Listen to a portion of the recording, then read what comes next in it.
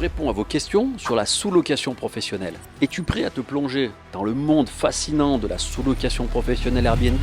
Aujourd'hui, je réponds à vos questions nombreuses qui m'ont été posées en privé et on va voir les principales questions. Des meilleures villes pour se lancer aux astuces pour maximiser vos gains, en passant par mes clashs sur nos fameux pseudo-formateurs TikTok ou les raisons de mon expatriation à Dubaï, je vais absolument tout vous révéler. Car vous avez été nombreux à me poser des questions et c'est le moment de découvrir les réponses. Reste bien jusqu'à la fin car je vais te partager des conseils exclusifs qui pourraient transformer ton business Airbnb.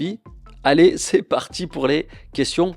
Et bien sûr, les réponses. Y a-t-il trop de personnes sur le marché de la sous-location et de la conciergerie? Alors j'ai envie de te dire oui et non. Oui, car effectivement, moi ce que j'ai constaté, d'après le retour des élèves et mon expérience sur le terrain, c'est qu'il y a beaucoup de personnes qui se sont aventurées et qui s'aventurent encore dans le monde, dans l'activité de la location courte durée, de l'hôtellerie globalement.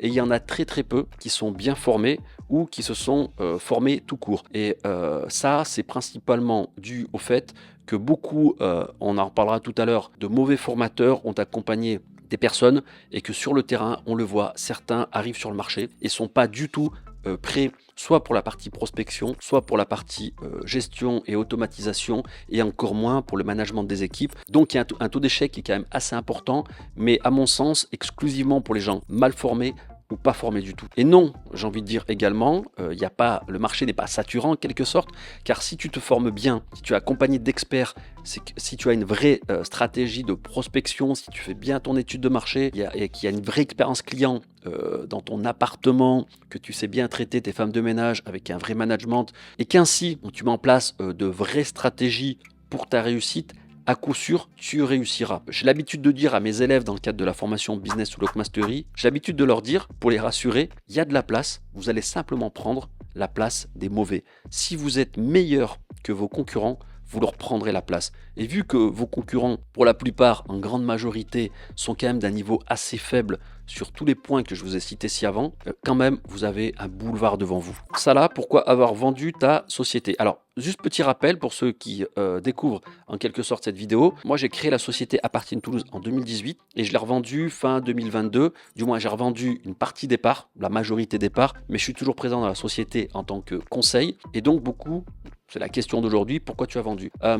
Tout simplement, quand tu arrives à un certain niveau de nombre d'appartements, là je crois que je devais être à 20 ou 22, tu es à un certain moment charnière, j'ai envie de dire. Soit tu t'associes, soit tu dois vendre.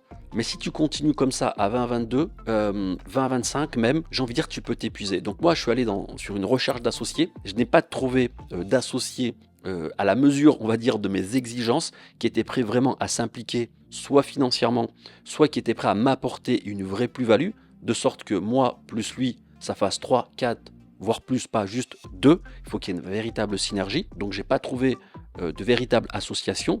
Et dans le même temps, j'avais des amis qui avaient une agence immobilière où tu sentais qu'en France, la transaction commençait un petit peu à se casser la gueule du fait de taux d'intérêt élevés et qui ont souhaité acquérir la société pour venir compenser cette baisse de la transaction et avoir une activité, on va dire, clé en main pour venir rajouter une corde à leur arc dans leur activité immobilière faite de transactions et de gestion locative classique, puisque la sous-location n'est rien d'autre qu'une gestion locative courte durée. Également, j'avais une forte envie de voyage, d'expatriation, et pour cela, il me fallait quand même un certain matelas financier pour être vraiment serein psychologiquement. Donc tous les indicateurs étaient ouverts pour vendre. Sachez aussi que certains sont effrayés par la vente. Quand vous vendez, c'est pas grave, vous partez. Par exemple, moi pour mon cas, je suis parti à l'étranger, je suis à l'étranger pour une bonne partie de l'année. Ensuite, si vous devez retourner en France, toutes les connaissances que vous avez acquises en sous-location, vous n'allez pas les perdre du jour au lendemain. Vous allez pouvoir redémarrer une activité et ça va aller beaucoup plus vite que la première fois parce que vous allez savoir d'une manière certaine, précise, quoi faire au moment où il faut le faire. Votre prospection sera plus rapide, vos aménagements d'appartements sont plus rapides. Tout ce qui sera traquer les appartements, ça ira beaucoup plus vite.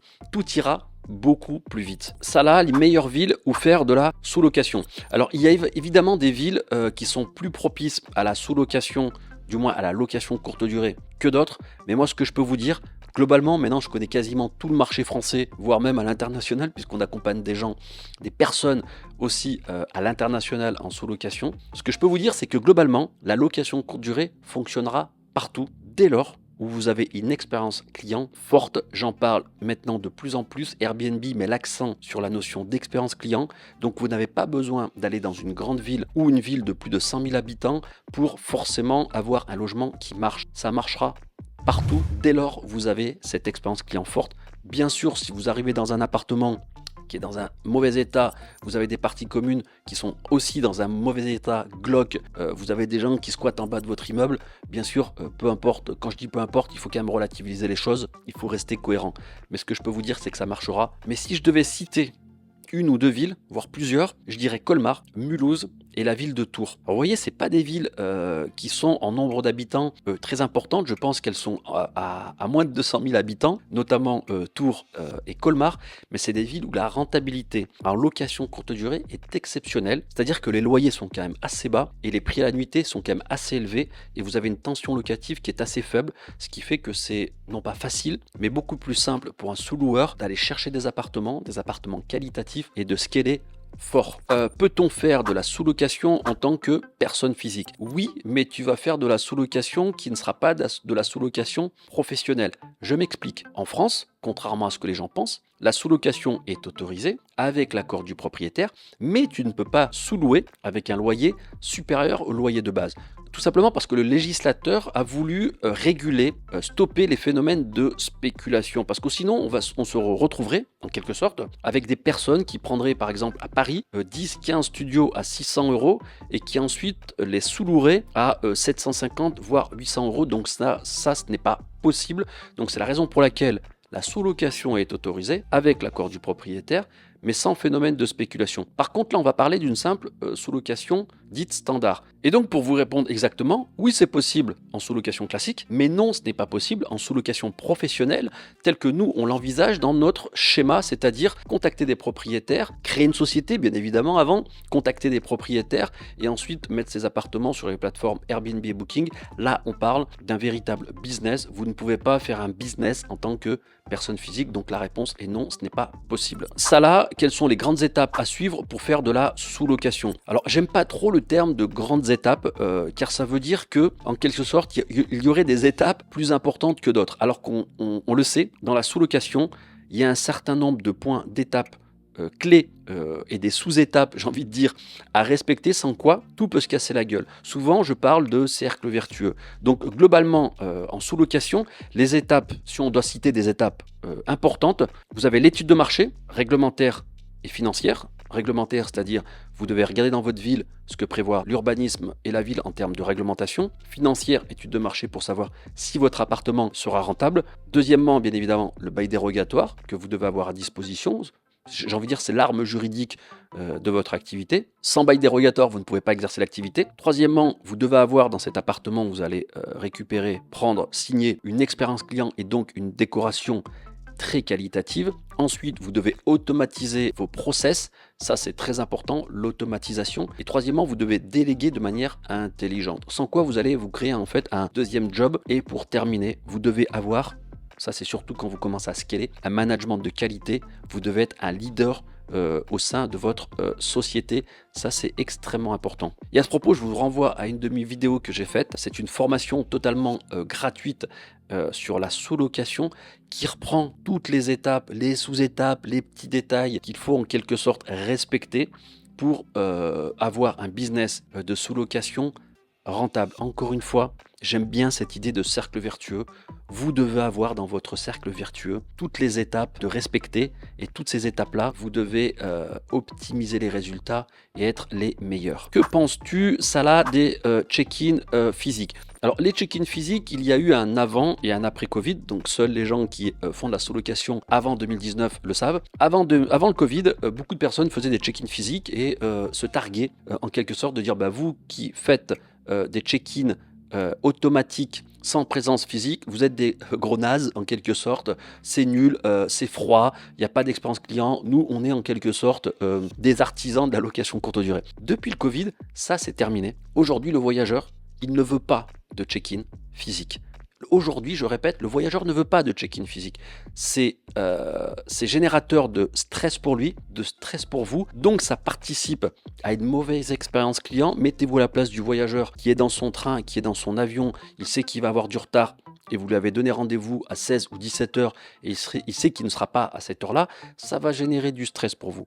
Donc, moi, je vous dis, très honnêtement, les check-in physiques, à moins d'être dans une configuration exceptionnelle de biens spécifiques ou de villas ou de grands logements avec un nombre de couchages très important, là effectivement il faut un check-in physique. À moins d'être dans ces deux configurations-là, vous n'avez pas besoin de check-in physique. Et j'irai même plus loin, vous êtes obligé d'avoir un check-in automatique par rapport à l'expérience client, par rapport à la notion de rentabilité, parce que le check-in physique, ça se paye, ça se règle. La personne qui doit venir, parce que vous n'allez pas pouvoir le faire tout le temps, vous allez devoir la régler, 20 ou 30 euros. Donc ça va venir amputer votre rentabilité. Et troisièmement, bien sûr, si ça vient imputer votre rentabilité, et si vous avez besoin de gérer avec une personne, un humain, cela, vous ne pourrez pas scaler. Et ensuite, souvent, quand il y a un humain, il y a possiblement des erreurs humaines. Donc il est possible que la personne que vous allez régler un jour, une fois, plusieurs fois, va vous dire ça là je ne peux pas, ça là je n'ai pas pu ramener les clés. Et qui va devoir se déplacer pour ramener les clés? C'est vous, ça va vous retomber dessus. Ok? Donc très honnêtement, hormis les deux exceptions que je viens de vous citer, check-in physique, très mauvaise idée. Ça là, pourquoi tu lançais un business de sous-location et pas autre chose, donc pas un autre business? Donc quand on regarde aujourd'hui les business qu'on peut lancer, en ligne ou hors, on a la sous-location, il y a le trading, si on peut appeler ça un business, mais il y en a qui considèrent que c'est un business, c'est malheureux. Amazon FBA, le dropshipping. Tout d'abord, moi, pourquoi je me suis lancé en sous-location? Parce que je suis un passionné d'immobilier, premièrement. Deuxièmement, parce que l'immobilier, c'est un business physique, mais qui utilise en quelque sorte toutes les avancées du digital. C'est-à-dire que c'est le meilleur des deux mondes, la sous-location. Vous avez un business physique, donc ça c'est rassurant, mais aussi vous avez ce business physique qui va utiliser tout ce qui est automatisation, tous les process pour automatiser votre activité, ce qui va vous permettre de ne pas être esclave de cette activité et de pouvoir voyager. Donc je trouve encore une fois que c'est le meilleur des deux mondes. C'est la raison pour laquelle j'ai choisi ce business-là très important. Et troisièmement, ce business-là, la sous-location, ça c'est en lien avec ce que je viens de vous indiquer, dans la mesure où tu peux tout automatiser et déléguer, ça correspondait à mes envies, à mes besoins de beaucoup voyager. C'est-à-dire que je pouvais partir 2-3 mois à l'étranger, mes appartements tournaient, je revenais, je recheckais, je restais 2-3 semaines, peut-être même un mois et demi, et je repartais. Donc ça correspondait exactement à ce que je voulais faire. Ça là, qui sont ces fameux pseudo-formateurs TikTok dont tu parles souvent? Alors au départ, je visais exclusivement un formateur qui est très présent sur TikTok, dont je tairai le nom parce que c'est pas dans mes habitudes comme ça de balancer des noms. Pourquoi? Parce que ce pseudo-formateur, qui est un jeune homme dans le domaine, qui dit être un formateur en sous-location, a usurpé mon identité. Donc ça, je trouve que c'est quand même dommage de dire que ça là, c'est une personne que moi j'ai formée, alors que c'est une personne qui n'a même pas 10 appartements. Ça, c'est la première chose. Donc au début, c'est lui que je visais, au tout début. Mais ensuite, comme vous, peut-être, je me suis rendu compte que dans le monde de la sous-location, dans le monde de la formation en sous-location, il y a énormément de gens qui se disent formateurs. Alors soit ils n'ont pas d'appartement, soit ils ont 2 ou 3 appartements, par exemple ils ne savent même pas utiliser un channel manager, et pour finir, ils n'ont même pas la pédagogie que doit avoir un formateur pour former des équipes. Pas de pédagogie, pas de structure. Donc dans un premier temps, je visais ce jeune usurpateur TikTok, mais ensuite, je visais plus globalement ces jeunes personnes, jeunes et moins jeunes parfois, qui n'ont pas d'appartement en sous-location ou qui en ont très très peu, qui démarrent à peine la sous-location et qui veulent tout de suite lancer des formations parce qu'ils pensent qu'on va gagner beaucoup d'argent en formation. Les amis, le monde de la formation, c'est un métier. Je sais que nous, notre organisme de formation, nous sommes accrédités par l'État, nous sommes certifiés Calliope et nous sommes certifiés via l'organisme de formation CPF. C'est pas rien, ok? Et il faut quand même avoir des années d'expérience pour pouvoir accompagner des personnes vers l'indépendance financière. Ça là, est toujours présent dans la société Apartine Toulouse. Alors comme je vous en ai parlé tout à l'heure, j'ai vendu la société fin 2022, j'ai vendu la majorité des parts, mais je suis resté dans la société en tant que conseil. Les repreneurs m'ont demandé de rester et je suis toujours dans la société de toute façon. Sinon, je ne pourrais pas vous montrer tous les résultats que je vous montre. Je ne pourrais pas vous montrer les appartements Airbnb. Je ne pourrais pas vous montrer, pour ceux qui me suivent sur Instagram, les résultats via l'application My Business BNB, donc les résultats chiffre d'affaires par mois et par année. Et aussi, je considère qu'on ne peut pas se prétendre formateur expert dans un domaine et ne pas avoir des liens forts avec ce domaine encore aujourd'hui. Donc moi, dans mon esprit, il y a une certaine cohérence. Si tu souhaites former des personnes, tu dois être encore dans ce milieu-là, être à l'écoute des nouveautés, de tout ce qui peut se passer d'un point de vue des plateformes, Airbnb Booking, d'un point de vue légal. On l'a vu avec la loi anti-Airbnb qui est tombée à l'eau, le projet, suite à la décision de notre président de la République de dissoudre l'Assemblée nationale. Donc c'est important d'être toujours présent dans ces secteurs-là. Je t'invite à ce propos à aller voir cette vidéo où je te présente mes chiffres, mes résultats en un an en sous-location. Et tu pourras voir dans cette vidéo tous les chiffres que je présente, toutes les preuves que je présente, le cabis, tout montre bien que je suis toujours présent dans cette société. Donc ça là, avec tout le contenu que tu donnes, merci, que quelqu'un apprécie tout ce contenu gratuit, pourquoi avoir besoin d'une formation? Alors YouTube, c'est des vidéos qui durent entre 10 et 15 minutes. Donc on ne peut pas, sur une thématique précise, faire un sujet d'une heure, ce n'est pas possible. Donc YouTube, c'est vraiment, on va dire, une extraction partielle de ce qu'on peut avoir dans les formations, dans l'accompagnement. Ça, c'est la première chose en termes de contenu. La seconde, c'est que ce dont on se rend compte, c'est que les gens qui réussissent sont des gens qui sont accompagnés par des experts et des formateurs, et des gens aussi qui font partie d'un réseau. Si tu es seul, je doute que tu fasses partie d'un réseau. Donc cette question qui sous-entend pourquoi avoir besoin d'une formation pour réussir alors que tu donnes du contenu gratuit, ce que je peux te dire, c'est que ce contenu gratuit ne te permettra que partiellement de réussir, parce que certains abandonneront, d'autres vont passer énormément de temps et vont dépenser énormément d'argent pour cette réussite, alors que bénéficier d'un accompagnement va te permettre d'aller plus vite, va te permettre de réseauter, va te permettre peut-être de rencontrer des associés et va te permettre d'aller plus loin et surtout d'économiser de l'argent. Oui, en prenant une formation, tu économises de l'argent car ça t'évite, de faire des erreurs et donc de perdre de l'argent. Et pour clôturer, les amis, cette question, si je m'étais posé en 2017 cette question, je n'aurais probablement pas pris un accompagnement en sous-location à 2500 €. Et peut-être qu'aujourd'hui, je ne serais pas en train de parler avec vous sur la liberté financière, géographique et temporelle dont je bénéficie aujourd'hui grâce à la sous-location professionnelle. Peut-être que je ne serais pas en face de vous aujourd'hui en train de vous dire que depuis 2018, j'ai gagné 1,5 million d'euros de chiffre d'affaires grâce à la sous-location. Donc très honnêtement, comme je le dis souvent, l'argent, l'investissement que tu vas faire sur toi, sur un accompagnement, dans les années à venir, tu vas le multiplier par 10, 15, 20, voire 100. Donc encore une fois, vous investissez en vous. Ce n'est pas une dépense. Pourquoi l'expatriation à Dubaï Salah? Alors déjà, les amis, chacun a un rêve qui doit se transformer en objectif. Moi, mon rêve, qui devait être un objectif, c'était de partir à l'étranger. Partir en Asie, en quelque sorte. En Moyen-Orient, Asie. Mon rêve, c'était Dubaï. Peut-être que vous, votre rêve, c'est Bali, c'est la Turquie, c'est l'Autriche, c'est l'Indonésie, peu importe. Pourquoi Dubaï? Parce que Dubaï est un émirat où la sécurité est très importante pour toi, ta femme, tes enfants. Deuxièmement, rien à voir, pas de problème avec la fiscalité, pas de problème avec l'État, ils ne sont pas là systématiquement à vouloir te ponctionner ton argent. Troisièmement, il y a un mindset très fort ici d'entrepreneur. Quatrièmement, il y a le soleil quasiment toute l'année. Et encore une fois, aujourd'hui c'est Dubaï. Peut-être que demain je serai à Bali, ou peut-être que demain je serai, je sais pas moi, à Moscou. C'est vous qui définissez votre liberté. Voilà. Si je devais retenir une chose, peu importe que ce soit Dubaï, le sud de la France ou Londres, avec la sous-location, vous pouvez être libre d'aller et venir là où vous voulez. Et en plus, mon expatriation a coïncidé avec un moment où en France, on connaît aujourd'hui quand même, il faut savoir dire les choses, une crise sociale, sociétale, économique, d'identité, de valeurs. Donc ça va pas super bien en France. Je ne suis pas parti pour ces raisons-là, mais je suis parti plus par un besoin d'expatriation et en quelque sorte de voir ce qui se passe ailleurs. C'est important de voir ce qui se passe ailleurs. C'est important de découvrir d'autres cultures, d'autres mentalités, d'autres paysages. Pour toi, ta femme, tes enfants, si tu as une femme ou des enfants. Comment as-tu réussi à tout automatiser? Alors déjà, comme je l'ai dit à plusieurs reprises, je suis en quelque sorte un maniaque du tracking.